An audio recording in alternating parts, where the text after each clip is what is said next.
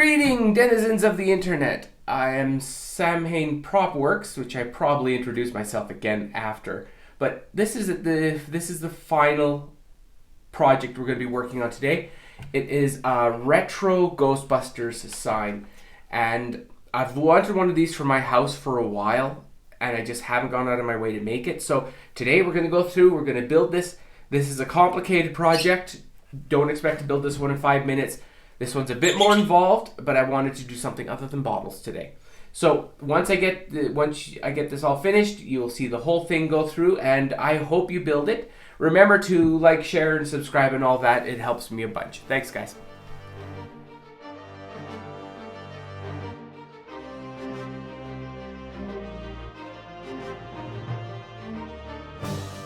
And today we're going to be doing something a little bit different. This type of project is not for everybody because it requires access to tools and a little bit more than your typical prop, but I've decided that I don't want to shy away from the bigger projects. I want people to understand how powerful you can make things, like how powerful you can be when you get access to power tools and such like that, and you don't shy away from working with wood. I've got in my garage, I have a bandsaw, radial arm, table saw, spindle sander, scroll saw, and these all factor into my regular prop working, and I don't want to see that go away. So I've decided that some of my tutorials are going to be using these tools because I want to encourage people to get out, and if they have the ability to get these tools, because what it can do for you in terms of prop making is over the top. Not just that, there's something very cathartic about working with these tools and building fantastic things out of wood. This is all for fun, but I've done tons of other stuff otherwise. So what we're going to do is we're going to start with what we're working with here is a cedar fence board. It is pretty much finished one side and then rough on the other. And what I did in the garage was, I don't know if that's out of frame. What I did in the garage was I built these. I just nailed them down. I couldn't find my glue at the time. And if you're wondering why I've got this weird spacing on the things that hold it together, this is part of another project that I'm working on, and I needed these so they didn't conflict with what I was putting them on. So, but in the end, what's going to happen is you can just put a hook on here to hang this on the wall. You could use plywood on the back here, but I prefer to get a little bit of distance when I do this, and it's usually what I have on hand. So, what I did is I cut the boards here. These are 23 inches long, and what's really nice is out of one 6-foot length, you get this whole piece. This one and this one have not been cut down from the original width. If you design something and you don't have access to a table saw, don't cut down this middle board, just make it wider. My design that I was doing ended up needing a little bit narrower, so this one here is 4 inches versus the 5.5. So it's just an inch and a half narrower on the middle one. Once I've got it all cut down to length, what I do is I take my hand plane. You can do this with a knife. It's not really important. Is I chamfer this edge to give this gap here a little bit more depth to it, because I don't want it to be a perfect flat. And what it does is it just makes it look a little bit more rustic, and when I'm finished, this line becomes more defined, and that's what I want. It gives me something to dry brush to and such like that. So what we're going to do is I'm going to go, and the first step is I want to get this thing painted. So I'm going to start, like this, put a bit of paint on, and I just want to get a layer of this warm white paint on this, because this is the base for the sign, obviously, and this goes actually really quick. I'm still trying to figure out why I ended up with spots of this white paint on my kitchen floor. The other day I'm cleaning up and I'm like, why do I have this paint on my floor? But regardless. So I'm going to go through. I'm going to paint this, and hopefully in post-production I'm going to be able to speed this up so I don't need to talk too much here. I'm just going to...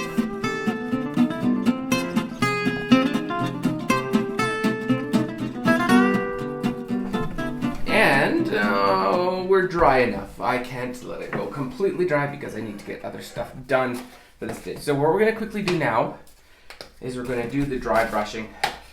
I choose a nice cashmere tan when I do stuff like this because it just looks good. And there's a little bit of yuck in my paint. Oh, it's an old paint now. So I'm just gonna, if you're a little bit unsure about dry brushing, check out some of my bottle tutorials. I go through it quite a bit. So with the dry brushing, this whole center area is going to be covered, so I'm not too concerned about that area. I just want a bit of weathering on the edges. That's going to be routed, at least on mine. If yours isn't going to be routed, you want to make sure that you dry brush this edge too. Because, or if you're not going to cut it, or if you're not going to route it, just make sure you get that edge. I'm going to be cutting a little tiny piece out of the top of this on each side. We're going to measure that up after. Just need to get this down. I guess you could say that this is, you're doing a bit of shabby chic work here, which I absolutely despise shabby chic. I find it horrible when you take beautiful pieces of old furniture. Like some of those, I've been watching some of them. They take antique furniture that I look at and go, oh, that's made out of mahogany and oak, and they put acrylic paints all over it, and it makes me die a little bit inside because some of that furniture you won't be able to recover. It's gone, you know. And the shabby chic phase will come and go as quick as it, you know, as typical fashions do. And some of that furniture is lost because people just don't appreciate the woodwork and the quality of some of the stuff. You know, there's some of that, you know, mid-century, I guess it's mid-century? No, it isn't. The 70s style. That stuff is very dated, but that's not the stuff they're shabby chic. They're taking like old stuff and completely, you know, if some people enjoy that, that's more power to them. But as someone who loves to work with wood, and knowing that the work that some of those things had in them, it's kind of, it makes me a bit sad. Okay, we are done. So I don't like that as much, but that's going to be covered, so it's not a huge deal. We're going to dirty it. So all we're pretty much doing is we're dirtying it up. Now, this particular way that I do this, you can make this out of styrofoam, believe it or not. You could if you wanted to. But the big issue there is if you make it out of styrofoam, you can't do some of the techniques that I'm doing later on. It's not completely out of place. So don't be, you know, oh, I can't do that. So it's what the heck is that? It's 1.75. Just measuring my other version that I have here. So now, just give me a second. I need a pencil. So now what we're going to do is we're going to figure out the arches here, because that's what I want to get at the bottom. So what I've planned is I'm going to come up 1.75 inches, just put in a mark. And see, I got a little bit of unevenness. That's okay, because we're going to be going from point A to point B. So you probably never even notice this that much. This is where I wish I had my 18-inch ruler kicking around, but I don't. I'm going to apologize for this, everyone. I'm going to grab this, which I'll be explaining in a moment, and using it as my ruler. You just want to do these lines lightly. Make sure we're in the camera there. So we want to make sure that that's there, nice and light. Make sure, you know, before I get too far, make sure my measurements are somewhat close. And now here, I think I did this as a 0.75. I did. Now this line you want to be even lighter, so it's just going to go. Excuse me. While the paint was drying, I was out in the garage cutting cedar on my scroll saw. So I'm sneezing a bit, I apologize. So we're going to go like this. We're just going to line up again with my ever so fancy ruler, put another line across. And what this is going to be is there's going to be a band across here that pretty much puts it in place. You don't need to put the second top line in, but I did it for matter of placement. So we're going to do the exact same thing here, but we're going to do it a little bit more streamlined this time. We're going to go 1.75 and then 2. Oh, it might help if you don't actually do it 1.75. So go 1.75, add the extra ½ inch, so 3/4 inch, so 2.5, 1.75, and then 2.5. Grab my precise military grade shingle ruler, come across, put that in. Do the same thing again. Oh, look at that, I missed my line just a little bit. See, I gotta fix that. The width of my pencil got me there. So I'm just gonna do this again. I'm gonna go here. That was bad. There we go. Now this thing's rustic, so you know, other times when you're doing work, when you'd be really precise. Here, this is a great project because you don't have to be perfect on every single step you make. And what was this? This was a measurement. I'm just looking at my finished version here. I think it was 4 and... Let's go 4 1/4. That looks good. I know you can't see this off camera, but I'm just looking at my previous one that I already measured up. Because the joy of the internet is I have to do this in a relatively expedient fashion. So what we're doing is measuring 4.25 from each edge, like so. And what this is going to give me something to draw an arch to. I'll show you how I go about doing that in a moment here. So we're going to go 4.25. And we go 4.25, which is probably under the camera. There we go. And all these marks are just going to be so I have something to set up onto. And, oh, look at this. I did not. And, oh, 1 3/4. That's my number there. Now the next one is 1 3/4, which is actually right to that line. That's right, because when I cut this off and routed it, this worked out to be pretty much the edge. So what we're looking at is right there. This is something I should do a little bit different because I have to move this up just a tiny bit because of this. But this is going to give us our line that we need. And now what I'm going to do is I'm going to quickly grab, completely unprofessionally, going to go grab a lid that I forgot.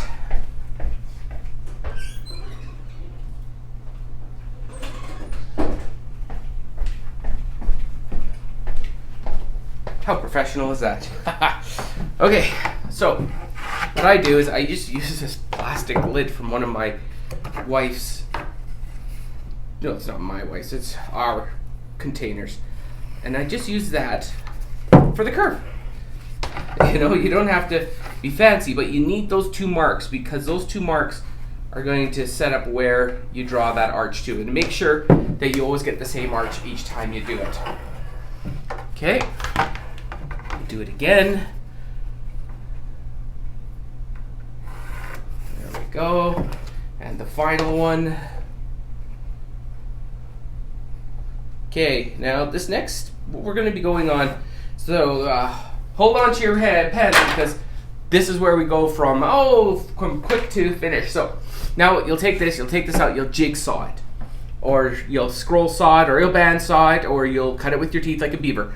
It's up to you. But in the end, this will come out, this will come out, and this will come out. And then, if you don't have access to, a router, this next step you can skip, you can move on. But I like to route things. I'm horrible for it because I use it for on everything. Once it's done, I'm going to be routing this out. I'm going to be routing this. This side's going to be routed. And when I was actually working on my other one, which I'll bring up right now, so I'm just going to magically put this down.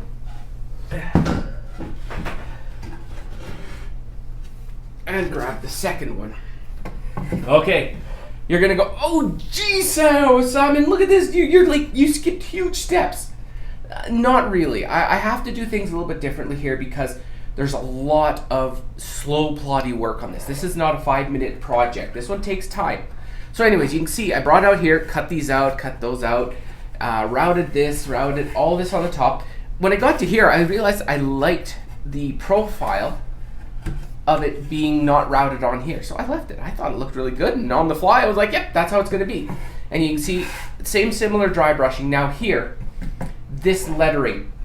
What I do is, it's up to you. This is hard. No matter how you pull it off, this is hard. You can print out a template and trace around it. You can do what you feel fit is right.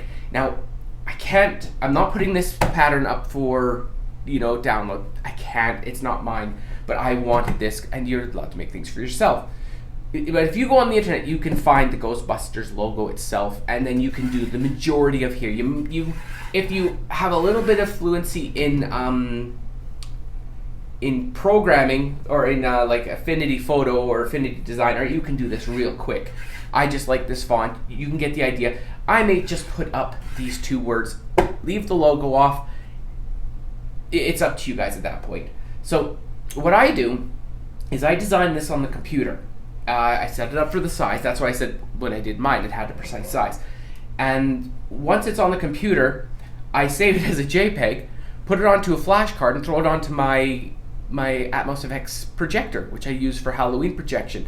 Projected onto this from across the room, or not across the room. It takes a little bit monkeying around because sometimes your keystoning will mess up. If you do have a projector that has automatic keystoning, turn it off, it'll cause havoc. And what I do is I just project onto it, and then lying down on the floor like a buffoon, I traced the projection, and it gave me all of my positioning. Now, what else that did is it gave me all of the pieces. I also did the center ghost, but now what you're seeing here is this where I said I'm kind of jumping hardcore into it, because these are steps that if you work with wood, you'll know how to do them, and if you don't, this is a small thing, but I'm going to show you each part of what I did. So initially what I did is I traced this onto here just for placement, then I put another piece of paper on top of this. Actually, it's two pieces of paper. You can see the tape there. Put it on top. While this was still up with the Ghostbusters on there, I traced this onto the piece of paper, because this would have been projected as the ghost symbol. Traced it onto the piece of paper, finished up. Then what I did is on the piece of paper, I drew an extra 1/8 of an inch right around this thing. Because the problem here is the ghost is white, the background's white. I need contrast. So I had to add an extra step in order to get an extra piece of wood on here to bring up the contrast. And what you see here is that result. So before I cut it all out for the shingles, which you'll be able to see, before I cut it all out for the shingles, I kept it all together and I put it over top of this cedar here. What's nice is this is just cedar that I had kicking around at this point, so it's a little bit of a jigsaw puzzle to get everything initially figured out and realize I'm completely upside down. So I put it together and went outside, ripped these at 2.5 inches wide. It just worked out because that was the wood I had on hand. These don't have to be 2.5. Use what you have on hand and don't stress about it too much. Okay? Then what I did is I put the piece of paper on here, like so, and then I traced it through.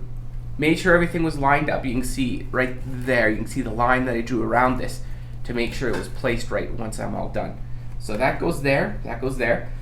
Now what's going to have to happen is I want contrast on this, and I want it to be a bit darker. So I'm going to be taking my darker brown paint, and I'm going to be painting all of this, and then I'm going to be dry brushing it once again with a little bit of the cashmere tan to get this top up. So I'm going to paint this, get that all done, but before I do that, then the ghost logo, which I'll be cutting out of the shingles, that's just standard cedar shingles, then they go onto it. And you have to be aware that what I've done here is I flipped this backwards. So the side that I'm going to be using is this side, because it's going to blow. It just makes it easier for cutting around it on the scroll saw. So I did it here, and you can see that I cut it out. There's the piece. Did the back side there. Now this is where I'm going, how did this go? Okay, I think it goes like that. So this is the first time I'm seeing this to everyone, so if it looks like I'm kind of floundering along a bit, I kind of am. I believe that goes there. I didn't do this to absolute ridiculous tight tolerances. I wanted a large gap so the background shines through, so it gives it that contrast on the logo. There we go. That's I believe it goes up here somewhere to finish that off. And I got some little pieces. That was miserable, the pieces for the inside of the fingers. But you can see, this is the direction we're going. I really wanted the Ghostbusters logo to have a lot of dimension on it. And when you build signs like this is not just a tutorial to build a Ghostbusters sign. This is a tutorial how to build like antique signs like this. I've got one more step to go, which would be to build these things here. But I had to do a lot of this pre-prep, so I apologize. I don't record in my garage. It's a big pain in my butt. I don't know if anybody even wants to see me recording in my garage, because the thing is the moment you record in your garage, you get 8 million people telling you how you're breaking 18 safety codes, and I'm amazed you haven't killed yourself. But so I usually just avoid it, because you either know how to do this stuff in the garage or you don't, but at very worst, you go in there and you experiment, you learn. And no amount of watching me is going to get that. You need to do it yourself. So we got to this point, we're going to stop going ahead. What will happen is you'll see the next time I'm going to paint these. This is all going to be, we're going to go and do the painting on this after. Just realize that because of all this is going to be a longer video. I've got paint on me from somewhere. So for now, we're just going to take this off. Make the whole Ghostbuster logo disintegrate. Now we're going to go into doing the lettering here. And this is going to be a little bit of on the fly, because I'm not sure what color I want to do this yet. I don't want it to be super bold, so what I just used is Sharpies. But you have to realize that when you use Sharpies on wood like this, you're gonna destroy your Sharpies. You can't avoid it. Don't get bent out of shape.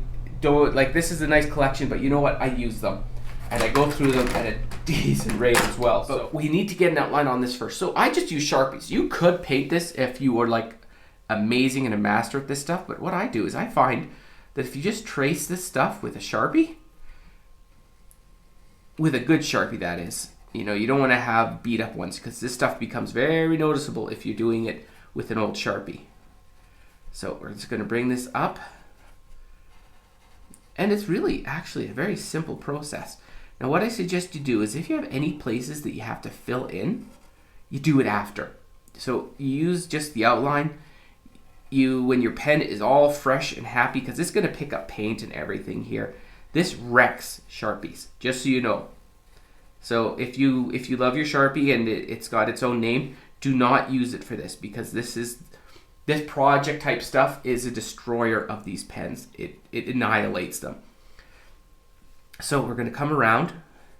Now this is supposed to be a blank white line in here. So what I can do is I can hold it, and if you go at a bit more of an angle, you don't destroy the tip of the pen as quickly, because I need to extend this pen for this sign.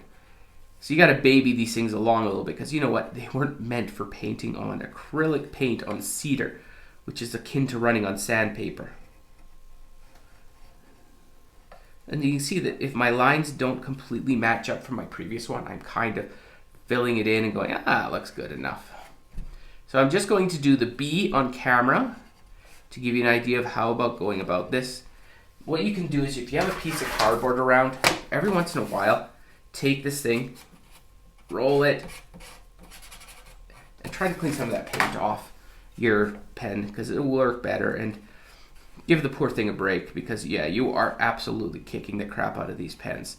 But it's worth it, because the effect you get when you're done is just amazing. Well, I think it's amazing, you know. So now we're going to fill this in.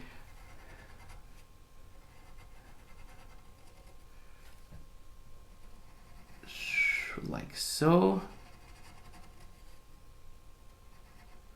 So that gets us our border. Now, what I like to do is, if I've got another pen that is in the right tonal range, that I don't want to kick the crap out of my brown, because it's not going to last that long. And I'm just going to test the tan to see how it looks. That looks actually pretty good in there. So we're just going to take the tan now and fill in the rest of this. This is what you got to be gentle, because this will destroy. This is destroying the pen. I can feel it. I can feel my skin crawling as it goes across, because this is very hard. And you can see I'm using the edge of the pen more. If you look at the tip of that pen, I've used this pen before, and yeah, it beats it up. So it's just a matter of, you're going to wreck the pens, but it's for a good cause. You know, that's what the point is. How often do these things get thrown away because they dry out? So we're just going to do that. And just like that, we end up with a really nice looking lettering. Oh, and we return. So all said and done, you can see that I followed through, did the whole thing as I thought. This pen is officially dead. I barely made it to finish off these big areas. I'd used this pen before. So it has entered the realm of gone. All I did is I used a little bit of the yellow here to fill in the bottom to give it some shadow, and then I used the gold pen to do some dotting, which just looks good. It just ages it up and doesn't make it look as perfectly clean as, you know, it could be. I might take a pencil crayon and just do a very, very light tan on the inside here to finish this up, to really make that lettering pop out. Okay, I went out to the garage. I used the scroll saw to cut out a final piece of this. The scroll saw is really nice for cutting out like the eyes, because you can actually separate the blade and cut through without having a line. If you do that, you can do it with the coping saw, but that is one of those things that if you can't cut it out, draw it on with a black marker. You know, don't stress out too much about it. So there we go. So that's where it is sitting right now. I have to go through, I have to color this. I've got to get the right color paint for this, because I want this to be, I may do a dry brush red on this. I'm not sure yet, because I think that the other colors may be just too strong and too flat to go with the rest of the side. I still have to go do the bases here, but will be the next step here. So the next time you see this, I'll have this painted, and I'll show you how I go about attaching that. Then we'll go over dry brushing the actual logo. Okay, sit down. Okay, so now as you see, I've got the base brown coat on all of these. It's gonna look a bit spotty. I want it to look a bit spotty. If I want it to be solid, I'd do a second coat, but I want it to be a little bit worn. I'm gonna go through and I'm gonna dry brush these after, once they're really dry. But now what I'm going to show is how to go about, we're gonna prepare this. I was initially gonna make this whole thing red, but to get the definition that I want on it, the sides need to be black, because it really allows it to pop out. So all you're going to do, and this is a bit finicky because you got to be careful to not catch everything that you don't want, is take a brush and, as it sounds, you paint the edge. I'm going to have if I have any overload flow onto the top, I got to be very careful of that. The best way to do this would be to actually mask out the top, but that takes extra time and I don't really feel like it at this exact moment. So what I'm going to do is I'm just going to go through and very gently paint this thing up. And we do this for all the sides, so I'm just showing you that this is what's happening so I don't miss this as a step. And then we'll move on to the next part, which is going to be doing the top. This is a bit hard because I chamfered all the edges on this. But you can see what it does is it gives it a definition, so it really will stand by itself. You know, and after, if I dry brush this and I get a bit of red down onto this black, it's not that big of a deal. So we're just going to go through, we're going to do this, and once I've got the whole Ghostbuster logo done up, then I will pretty much be all finished, and then we'll take it on to the next step. As you see now, all of the edges are now painted black, and what I'm going to be doing is I'm just going to be showing you how I'm going to be doing the top. I went with not the bright actual color, but a little bit off, because I want it to stand out, but I don't want it to be absolutely like glaring, which we're going to do a bit of dry brushing on this after to bring the age of it up just a little bit. But what you do is when you start here, if you do just the edges first, so you can make sure that that edge gets caught, then once you've got that, I will go through and I will do the rest of it to make sure that it all looks perfect and the edges all look nice, and then, you know, you can be a bit more harsh on the inside. But I'm going to do the outside edge first, and once I've got that done, I will finish up this whole logo, and then we'll do a little bit of dry brushing to finish it up, just to show you how I go about this. Well, here we go. On the home run, I'm just going to quickly recap what I've done. I put the brown coat on here and dry brushed a very light brown on top of it to give it a bit of age.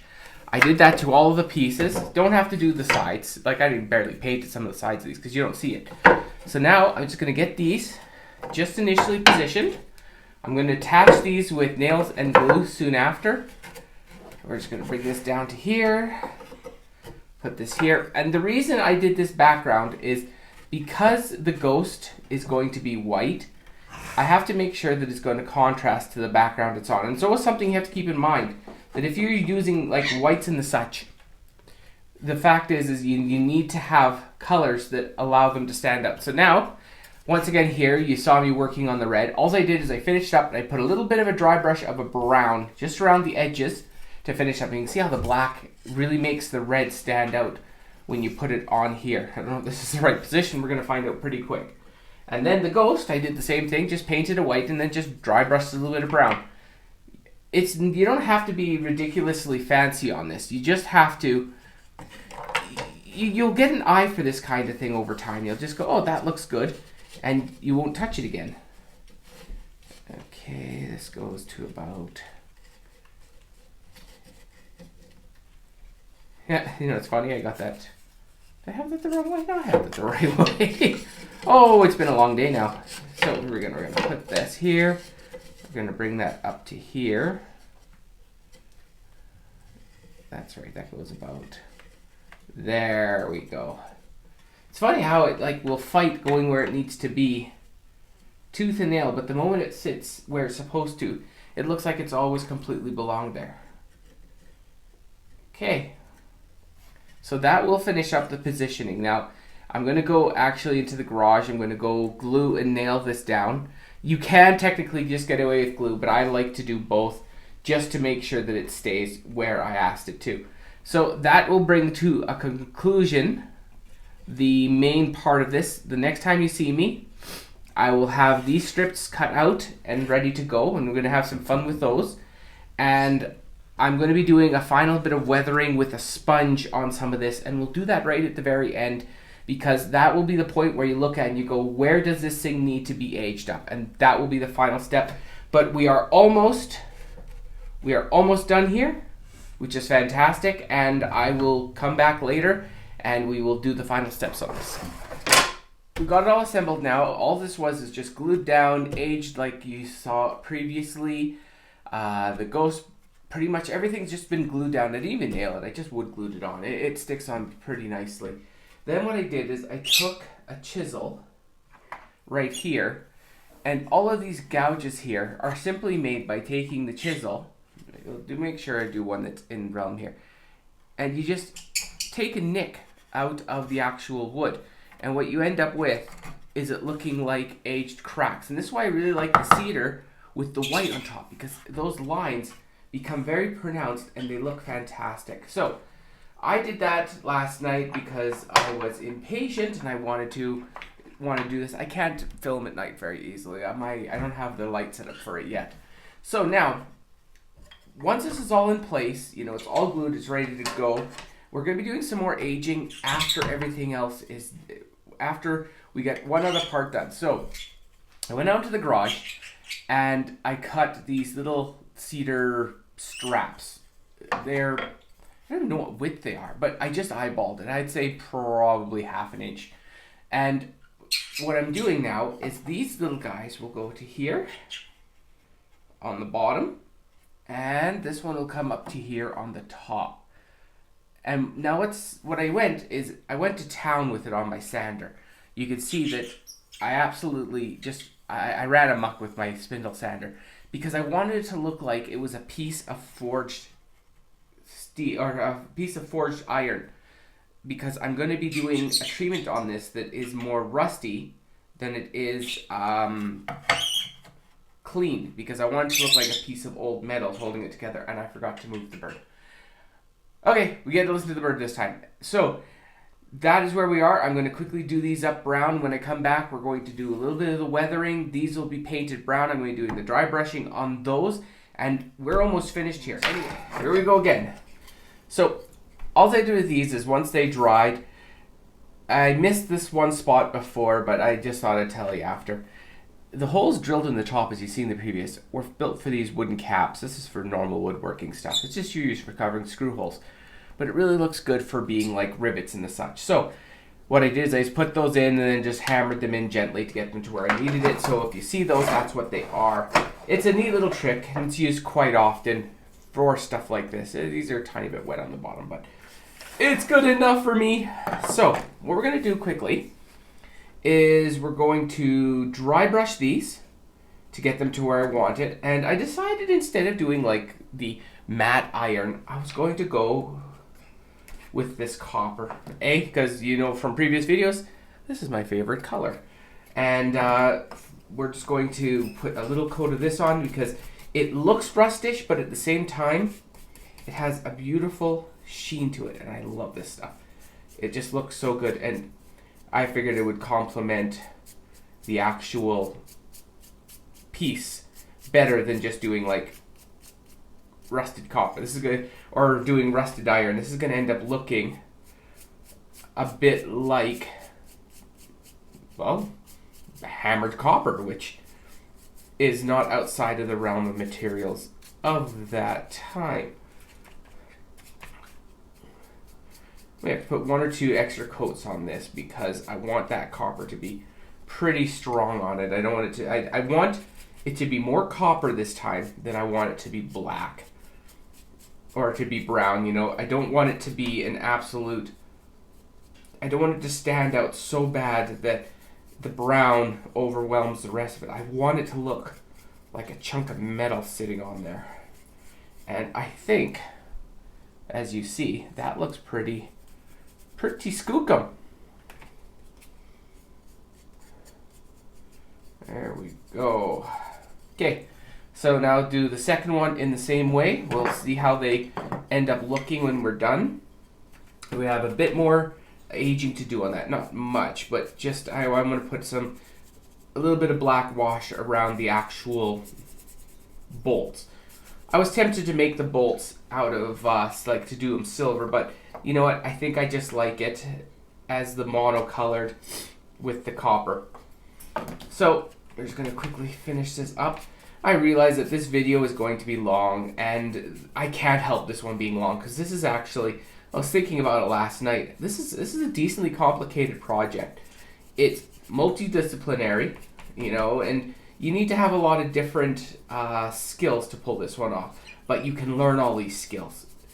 Don't be afraid, you know, even if you don't have the creativeness to come up with stuff like this, there's lots of people out there throwing ideas. Go forth and just build stuff, and you'd be amazed how the more you build, the more your own ideas and style will surface. There we go.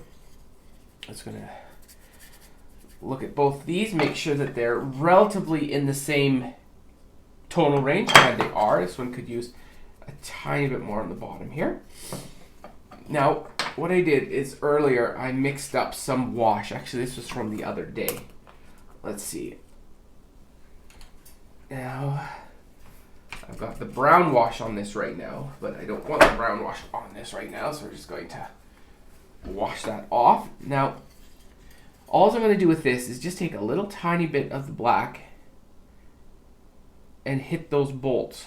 And what happens is it'll find its own, it'll go in, but what it does is it gives a bit of definition to those bolts, and it just gives them that little bit of dirtiness. It's going to dry even lighter than what you're seeing here. A wash, it really is just that. It just adds the tiniest bit of detail.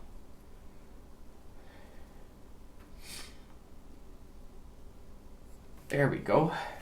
So once those dry, it'll just give it that extra little bit of oomph. Now, this is something which I want to try. We're going to move those two guys out of the way. I'm going to move this before I knock it over and make an absolute mess of everything.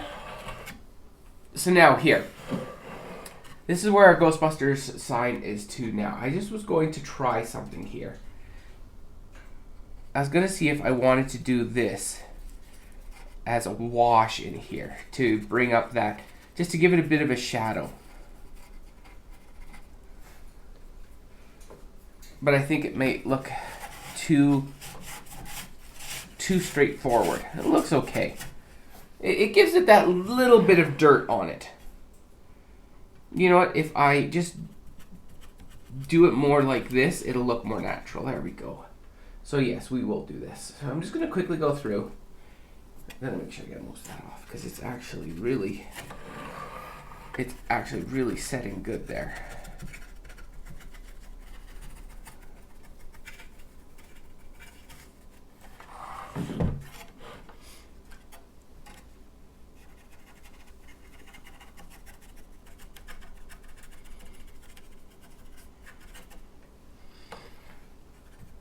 Okay, now that just gives it, you see that little bit of a halo there, which looks nice.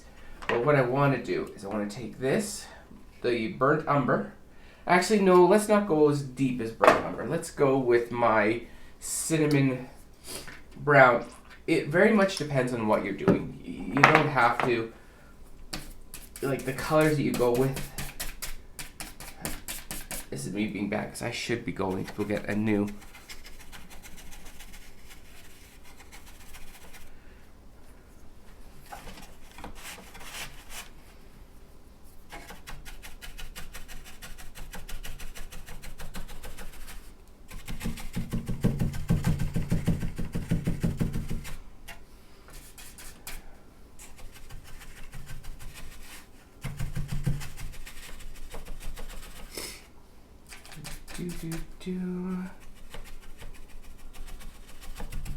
It's funny, it doesn't feel like I'm picking up paint where I need it there.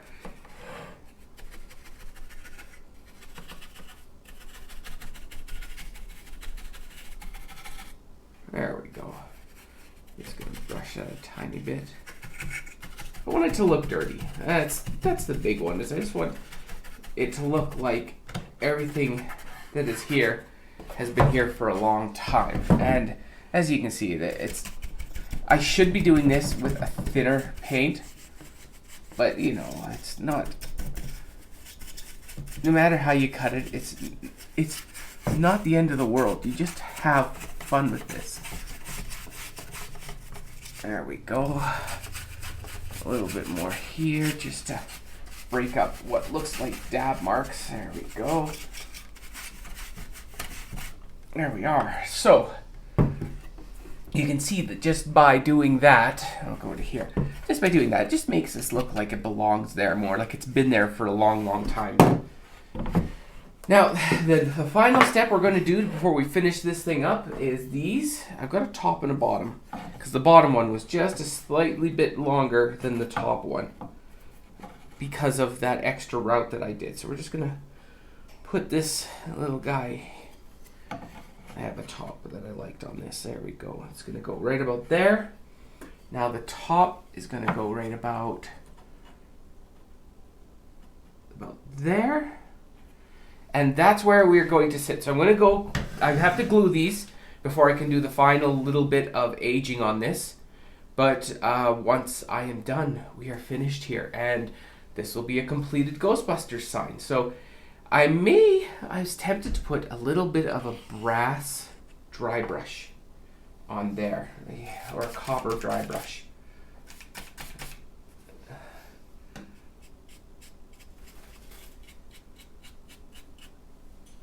Yeah, I don't have enough copper on there. I'm being bad, and I should, oh, actually, you know what? That's why I don't have enough copper. I use the other brush for this.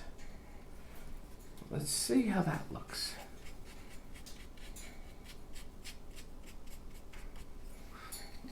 Because then that copper will make it look like that red is actually got metal underneath it. And I might go through and do a tiny bit like that, but I don't want to do a lot. I just want to make it look like it has a bit of kind of like a sheen to it, like it has some metal underneath it. I'm running really dry on the brush there. I gotta fix that up. And you see that the copper actually complements the red still, so it's not like it's an outlandish color.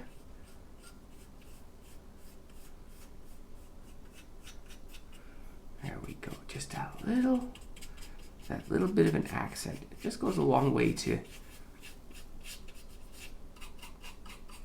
And I wanted to do something with this because it just looked just a little bit too clean.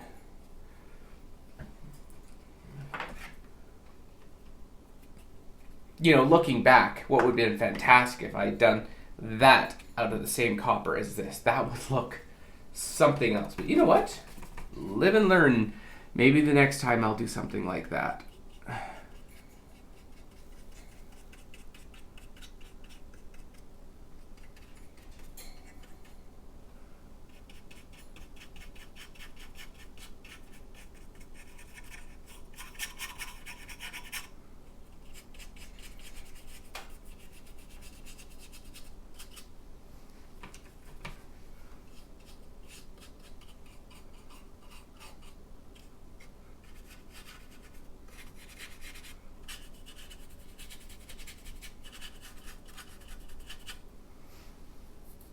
Okay, I'm going to get these down, and then after that, we'll see where we are. Okay, everything's mostly dry here. I've got them mounted on.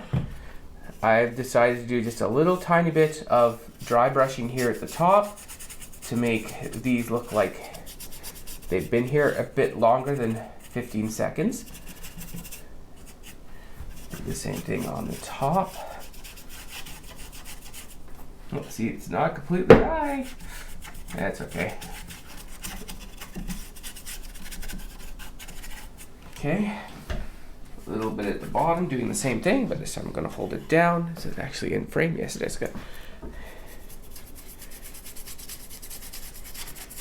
A little bit of mucking up on the bottom just to make it look that little bit more in place. Now, this is the point where you get to go in and you make this how you want it to look. You know, you can, technically this whole project is making it how you want to look, but depending on how weathered you want something, this is where you can do more, you can do less. Literally, just, I say this more often than I should. Just have fun, because this is what these projects are for. They're for you to discover what it is to create and build, and the joys you can get from doing that. I'm just gonna put a bit more here. Before, what I used to do is I used to use a sponge to put down a bit more noise. But I think on this one, that may have the opposite effect. I don't think it'll look very good, so I'm not going to put it on this one. Okay, and in kind of an anticlimactic way, this is finished.